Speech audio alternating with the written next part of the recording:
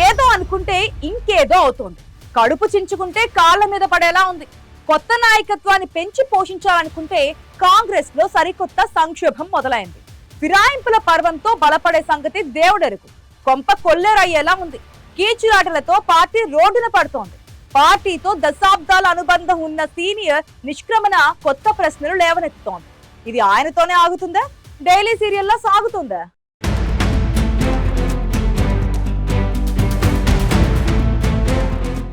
నాలుగు దశాబ్దాల అనుబంధం ఉన్న నాయకుడికి వైరాగ్యం వచ్చేసింది.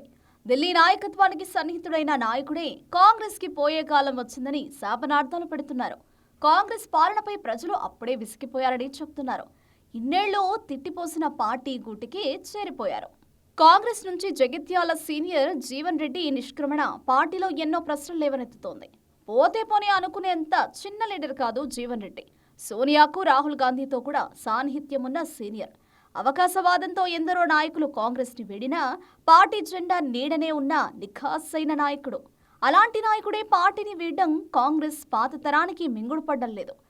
రేపొద్దున ఈ పరిస్థితి తమకు రాదన్న గ్యారంటీ ఏముందన్న అంతర్మథనం మొదలైంది కాంగ్రెస్ సీనియర్లలో.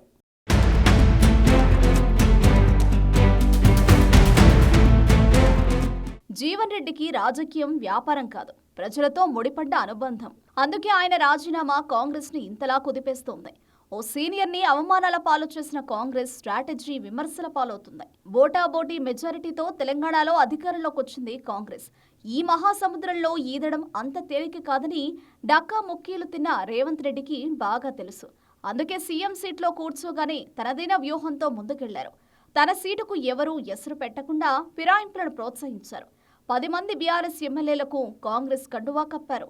కాంగ్రెస్ నుంచి జీవన్ రెడ్డి నిష్క్రమణకు బీజం పడింది ఇక్కడే.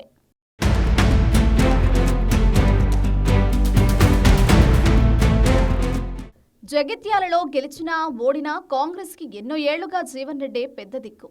మాజీ ఎమ్మెల్యేగా, మాజీ మంత్రిగా, మాజీ ఎమ్మెల్సీగా పనిచేసిన జీవన్ రెడ్డికి ఢిల్లీ పెద్దల దగ్గర కూడా మంచి గుర్తింపు ఉంది.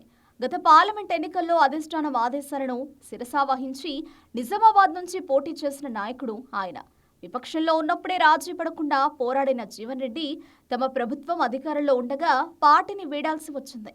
బీఆర్ఎస్ ఎమ్మెల్యే సంజయ్ కుమార్ ని కాంగ్రెస్ లోకి ఆహ్వానించడమే ఈ పరిస్థితికి కారణమైంది. సంజయ్ చేరికను మొదటి నుంచి వ్యతిరేకిస్తూ వచ్చారు జీవన్ రెడ్డి. కానీ సంజయ్ని ప్రోత్సహిస్తూ వచ్చిన కాంగ్రెస్ అధిష్టానం పెద్దాయన అసంతృప్తిని లైట్ తీసుకుంది. ఆయన్ని గౌరవించి పార్టీలో కొనసాగేలా చేసుకోలేకపోయింది. దీంతో ఈ అవమానాలు ఇక భరించలేనంటూ తన దారి తాను చూసుకున్నారు రాజకీయ భీష్ముడు.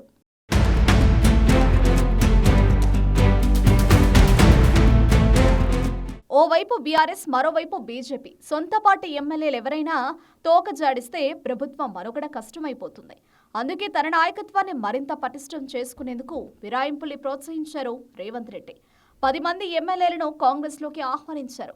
అందులో జగిత్యాల కూడా ఒకటి. 2-3 చోట్ల తప్ప మిగిలిన అన్ని నియోజకవర్గాల్లో కొత్త పాత మధ్య క్లాష్తో పెనం మీద నుంచి పొయ్యిలో పడ్డట్లు ఉంది కాంగ్రెస్ పరిస్థితి. పదవి లేకపోయినా జీవన్ రెడ్డి ఇలాంటి నిర్ణయం తీసుకునేవారు కాదేమో.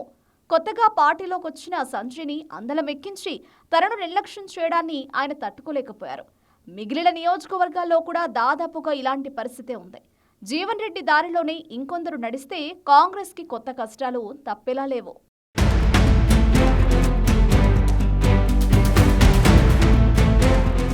బీఆర్ఎస్ ఎమ్మెల్యే బండ్ల కృష్ణమోహన్ రెడ్డి అధికార పార్టీలో చేరాక గద్వాల కాంగ్రెస్ నిలువునా చీలిపోయింది. జెడ్పీ మాజీ చైర్పర్సన్ సరిత వర్గం ఎమ్మెల్యేతో ఢీ అంటే ఢీ అంటోంది. సరిత మళ్లీ బీఆర్ఎస్ లోకి వెళతారనే ప్రచారం కూడా జరుగుతోంది. ఇక స్టేషన్ ఘన్పూర్లోనైతే స్వపక్షంలోనే విపక్షం అన్నట్లున్నాయి.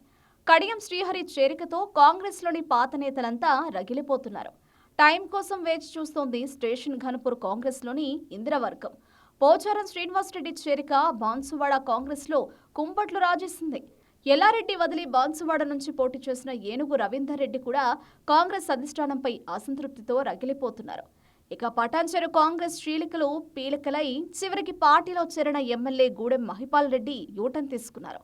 పంతంపట్టి మున్సిపల్ ఎన్నికల్లో కాంగ్రెస్ ను ఓడించి మళ్లీ బీఆర్ఎస్ కి దగ్గరయ్యారు.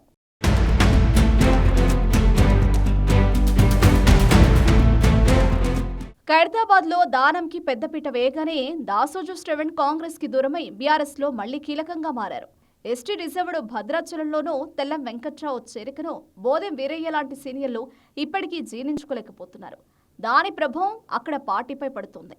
రాజేంద్రనగర్, సేలింగంపల్లి, చేవెళ్ల లాంటి నియోజకవర్గాల్లో పాత నేతలు బయటపడలేదేమో గానీ ఫిరాయింపు నేతలపై అంతర్గతంగా అసంతృప్తి అయితే ఉంది.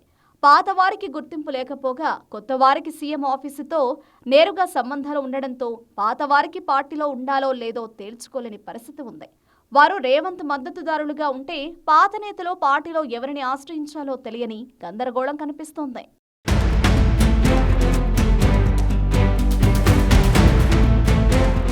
ఫిరాయింపు ఎమ్మెల్యేల నియోజకవర్గాల్లో సమన్వయం చేయాల్సిన పార్టీ నాయకత్వం ఉంటే ఉండండి, పోతే పోండి అన్నట్లే వ్యవహరిస్తోంది. కాంగ్రెస్ ని విడిన వారికి రాజకీయంగా అడ్రస్ ఉండదని పొన్నాల లక్ష్మయ్య లాంటి నేతలను ఉదాహరణగా చూపిస్తోంది. పదవున్నా లేకున్నా కాంగ్రెస్ లో వెలిగిన జీవన్ రెడ్డికి బీఆర్ఎస్ లో ఎంతవరకు ప్రాధాన్యం ఉంటుందనే చర్చ మొదలైంది. జీవన్ రెడ్డికి సముచిత స్థానం కల్పిస్తామంటోంది బీఆర్ఎస్ నాయకత్వం.